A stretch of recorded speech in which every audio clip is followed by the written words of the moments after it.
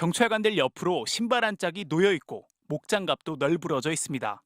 어제 오전 7시 40분쯤 이 아파트에서 근무하던 70대 경비 노동자 박모 씨가 야외 주차장에서 숨진 채 발견됐습니다. 저쪽이 요청이 와서 나간 건이고. 박 씨는 숨지기 30분 전 동료에게 유서 한 장을 남겼는데 관리소장의 갑질 때문에 힘들었다는 내용이 담겼습니다. 그러면서 관리소장이 정신적, 육체적 고통에 대한 책임을 져야 한다고 적었습니다. 이건 완벽하게 갑질이에요. 뭐 지가 소장이 와가지고 전부 경비도를 그렇게 못 잡아먹어서 들들들들 볶고 그러니까 누가 견디겠어요? 박 씨의 죽음에 동료 경비원들은 아파트 곳곳에 전단지와 현수막을 붙였습니다. 10년 넘게 아파트 경비반장으로 일한 박 씨가 관리소장의 부당한 인사조치로 인격적 모멸감을 느꼈다며 안전한 일터가 되게 해달라고 주민들에게 호소하는 내용입니다. 우리가 어떻게 그거를 조치를 취할 수가 없잖아요. 워낙 그 시민 관리소장 상대로 무슨 어떻게 경비가 그 싸움을 걸을 수도 없는 거고. 경비원의 사망 소식을 접한 주민들은 밤늦게 사고 현장을 찾아 명복을 빌기도 했습니다. 주민이 충격을 받았는데 관리소장이 잘했건 못했건 이따 이 사람을 물러나게 해놓고 얘기를 하자 이런 거고. 지난 9일에도 이 아파트에서 근무하다 해고 통보를 받은 70대 청소노동자가 하루 뒤 자택에서 심장마비로 사망한 것으로 전해졌습니다.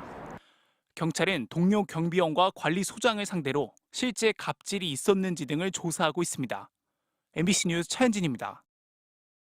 지난 12월 17일 전남 순천의 한 아파트 단지에서 크리스마스 장식을 다는 작업이 진행됐습니다.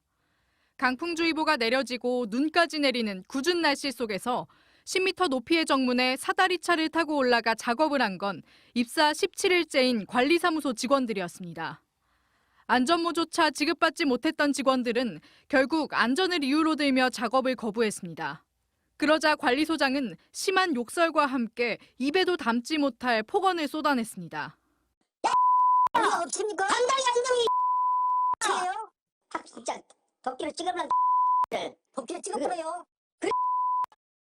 모욕적인 말을 듣고 충격을 받은 관리소 직원 4명은 곧바로 일을 그만뒀습니다. 그래서 우리가 못하겠다. 근데 거기서 그냥 이렇게 욕을 했더라고요. 50평생 이렇게 처음 들어봐요 지금. 트라우마도 좀 생기고 사실. 관리소장의 횡포는 이뿐만이 아니었습니다. 지난해 이 아파트에서 일했다는 한 경비원은 관리소장이 경비실 내부에까지 CCTV를 설치해 일하는 모습을 감시했다고 말했습니다. 잠을 잘 때도 경비복을 입고 자더라. 그리고 다리를 꼬여갖고 다리를 쭉 뻗어갖고 앉아있는 그것까지 지적을 해요. 경비원에게 식사를 사달라거나 개인 차량을 빌려달라는 무리한 요구도 이어졌다고 주장합니다. 자기는 벤츠를 타고 다니기 싫어. 경비원한테 차를 빌려달라고 합니다. 잘 썼다는 소리도 하나도 안 오고 기름도 안 여다주고. 점심 식사 휴게 시간도 보장하지 않아 퇴사한 경비원이 고용노동부에 진정을 넣었는데 근무 중인 다른 직원들에게 그런 사실이 없었다는 각서를 쓰도록 강요하기도 했습니다. 각서 썼습니다. 저도 그때 2번이나. 지그들이 초안 잡아놓고 우리가 적기만 적고 사인만 한 거예요. 지난해 1월에는 아파트 단지 내 연못에서 누수가 발생해 수도요금이 수백만 원 더 나왔는데 모두 직원들이 부담하도록 떠넘겼습니다.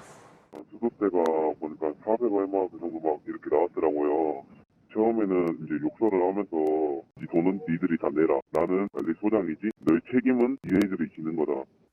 관리소장의 이 같은 갑질 때문에 지난 3년간 퇴사한 직원만 최소 200여 명에 달한다고 직원들은 토로했습니다. 취재진을 만난 관리소장은 직원들의 근무 태도가 불량해 지적했을 뿐이라며 직원들의 퇴사가 모두 자신의 갑질 때문은 아니라고 해명했습니다. 피해를 당한 전 직원은 오늘 관리소장을 협박 혐의로 경찰에 고소했습니다. MBC 뉴스 강서영입니다. 60대 입주민이 휘두른 몽둥이에 머리와 어깨를 다친 경비원. 그분이 술을 먹고 그러면서 이제 그 방망이를 나한테 휘둘렀고. 난동은 처음이 아니었습니다.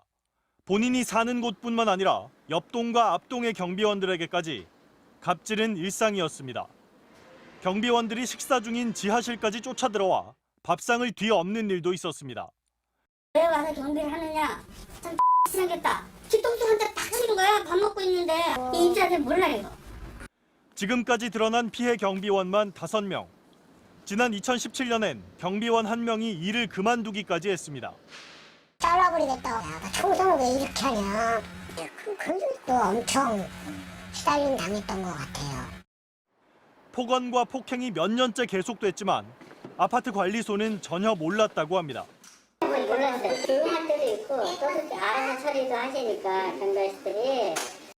경비원들이 알아서 조용히 처리해야 했던 이유는 따로 있었습니다. 경비원 대다수는 60, 70대의 3개월 초단기 계약직. 입주자 대표회의가 정한 하청업체를 통해 석 달에 한 번씩 계약 연장 여부가 결정됩니다. 그런데 세입자가 다수인 이 아파트에서 가해자는 몇 안 되는 소유주였고 입주자 대표회의에 영향력을 미칠 수 있었던 겁니다. 그분은 골드형이라고요. 다 전세 아니면 사글세.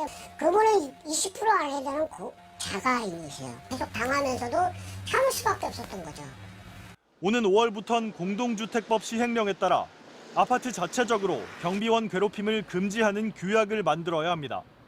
즉 입주민들이 경비원들의 신고를 받아 괴롭힘 여부를 판단하게 됩니다.